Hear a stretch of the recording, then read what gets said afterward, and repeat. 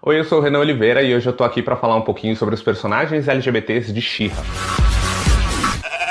Antes de prosseguir e me aprofundar um pouquinho mais no assunto, tem duas coisas que eu preciso deixar claro. A primeira delas é, eu não pretendo me aprofundar no enredo da história, em como ela vai, quem que é o vilão, quem que não é, porque tudo isso tem em outros canais especializados em desenho que podem falar pra vocês de uma maneira muito melhor do que eu falaria. O meu foco aqui são os personagens LGBT. A segunda coisa é, eu acabei de assistir a quinta temporada de She-Ra, eu não fiz nenhum outro vídeo de She-Ra durante todo esse período, mas preciso deixar claro pra vocês que vão ter alguns spoilers aqui sobre quem fica com quem, que personagem que beija que personagem. E eu já adianto pra vocês que não tem beijo heterossexual na quinta temporada de She-Ra. Na verdade, não tem beijo heterossexual at all no desenho. Nós temos alguns beijos aí de personagens do mesmo sexo, e isso é incrível. Bom, vamos lá. Eu sou uma criança que cresceu nos anos 90, né? Eu sou fruto do finalzinho dos anos 80, começo dos anos 90, e a minha relação com She-Ra nunca foi muito profunda. Eu não comecei a assistir She-Ra porque eu queria ver o que o desenho se transformou de lá pra cá. Eu comecei a assistir She-Ra por indicação, por incrível que pareça, de uma amiga minha que é drag queen, que é a Alexia Twister. E um dia a gente saiu pra jantar e ela comentou e eu comecei a assistir assim descompromissadamente. Sabe aquela coisa que você assiste enquanto você tá comendo, que você assiste enquanto você tá fazendo outra coisa, só pra ter um barulhinho ali, mas o enredo da história foi começando a me prender. E eu comecei a me perceber um grande fã de She-Ra. Eu preciso deixar claro também que eu sei que She-Ra não é revolucionário, não é o primeiro desenho com personagens LGBTs. Teve aí recentemente Steve Universe, tem outros desenhos que vocês devem lembrar também. Mas eu tô falando muito com emoção porque eu acabei de assistir o episódio e me tocou muito, o último episódio, e me tocou muito perceber como as coisas mudaram de quando eu era criança lá nos anos 90 pra cá.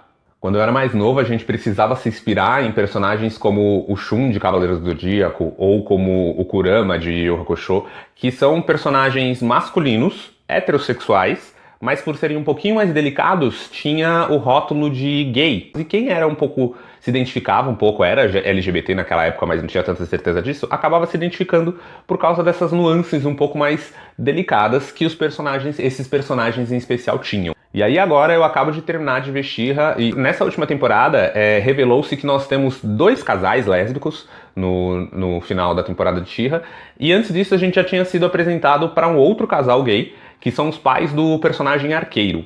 Nós temos três casais LGBTs no desenho, nós temos os pais do arqueiro, nós temos duas princesas heroínas, que é a Spinnerella e a Netosa, e um spoiler para você que talvez não seja tão spoiler, é que no final, se você não assistiu ainda, a Catra, que é a felina, ela termina com a Dora, as duas ficam juntas.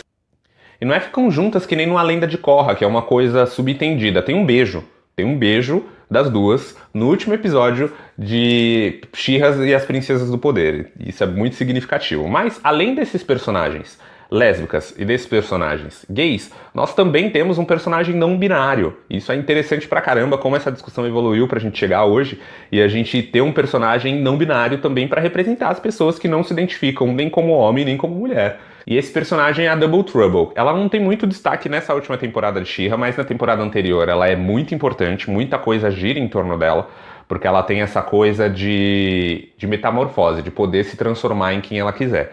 E eu não tenho muita certeza se isso foi intencional da autora de She-Ra, que é uma mulher lésbica, mas ela brincou muito com essa coisa de não sou homem, nem sou mulher, e o personagem não binário é um personagem metamorfo, que pode se transformar num homem, pode se transformar numa mulher, pode se transformar num androide. Lógico que na dublagem, que quando eles vão definir algumas coisas, eu assisti o desenho inteiro em português, tá? Dublado em português.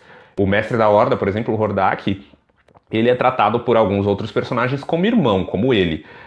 O Double Trouble, apesar de ser um personagem não binário e lá fora eles terem todo um cuidado com isso, de na hora da dublagem tratar ele como they, né? Aqui, quando a gente dublou, a gente tratou a Double Trouble como um personagem feminino, né? Aqui no Brasil foi um personagem feminino. Isso foi até alvo de críticas de alguns ativistas LGBT e de quem acompanha o desenho. Foi meio triste ver que todo esse cuidado que eles tiveram lá na criação do desenho, quando foi trazido aqui para o Brasil, se perdeu, mas a gente sabe que Double Trouble é um personagem não binário. Isso é muito interessante como isso também é dado hoje, no século XXI, em 2020, em 2019, quando saiu a temporada anterior, enfim, como isso é debatido hoje, e quando eu era uma criança nos anos 90, isso não passava na cabeça de ninguém debater isso.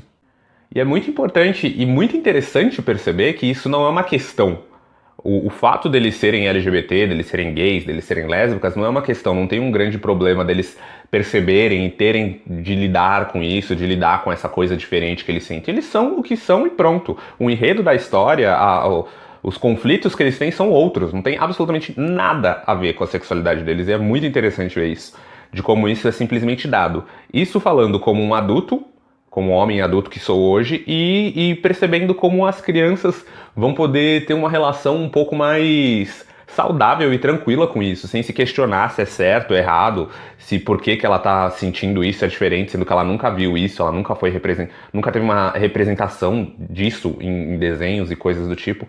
Coisas que quando eu era criança e conforme eu fui crescendo foram uma questão pra mim. Eu nunca tive uma referência LGBT, uma referência gay, uma referência lésbica, uma referência trans, uma referência LGBT enquanto eu tava crescendo.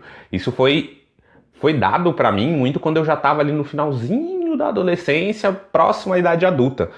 Double Trouble durante toda a temporada, todo o desenho não teve um interesse amoroso, mas a gente tem também, tanto Netosa quanto Spinderella, que são um casal, elas já surgem como um casal. Elas já surgem se tratando com muito carinho, e se eu não me engano é na terceira temporada que fica mais claro pra gente, assim, com todas as letras, que elas são um casal. Isso não é um problema, isso não é debatido. Elas já surgiram ali como pessoas muito próximas, e aí, conforme o desenho vai desenvolvendo, elas são apresentadas pra gente como um casal.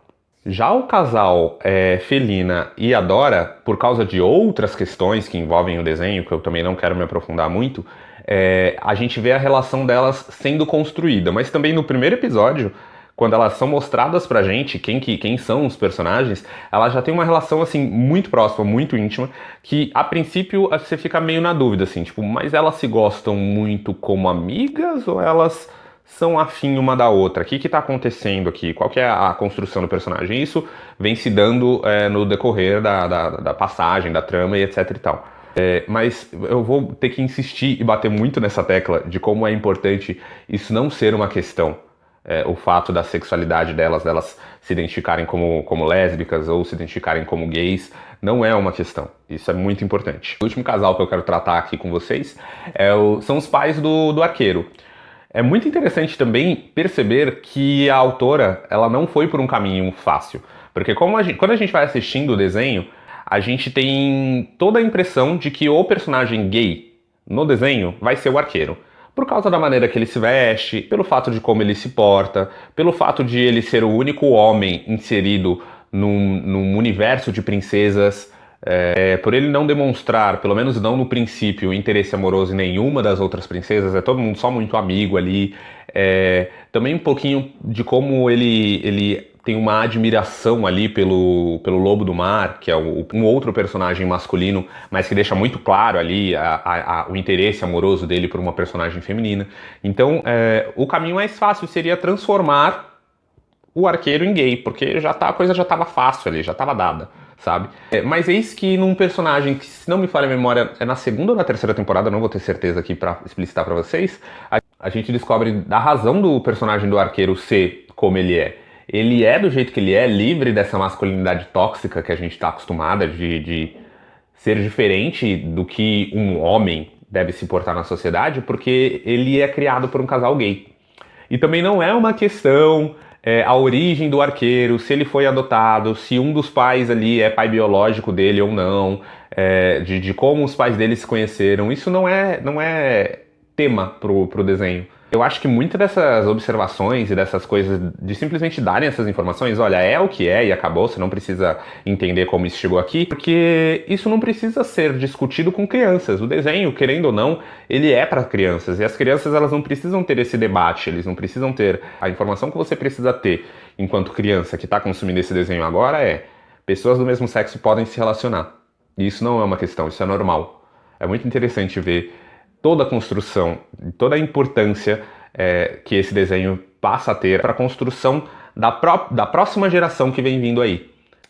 E é isso, gente. Se essa é a primeira vez que a gente está se vendo, considera se inscrever no canal. Eu apareço sempre por aqui debatendo temas que têm relação com esse universo LGBT. E se você ainda não conhece o Dentro do Meio, ele é um site LGBT que você pode acessar para ficar por dentro de todas as notícias mais importantes que acontecem conosco, indo desde campo de concentração na Chechênia, que é um absurdo, é triste, acontece, passando pelo governo Bolsonaro e a perseguição que ele faz com a gente, que também é uma coisa absurda, indo para coisas um pouco mais leves, como séries, como desenhos, como clipes de Pablo Vittar, de Glória Groove, entrevistas exclusivas, enfim. Acesse o dentrodomeio.com que você vai entender melhor o que eu tô falando. É isso. Muito obrigado e até a próxima.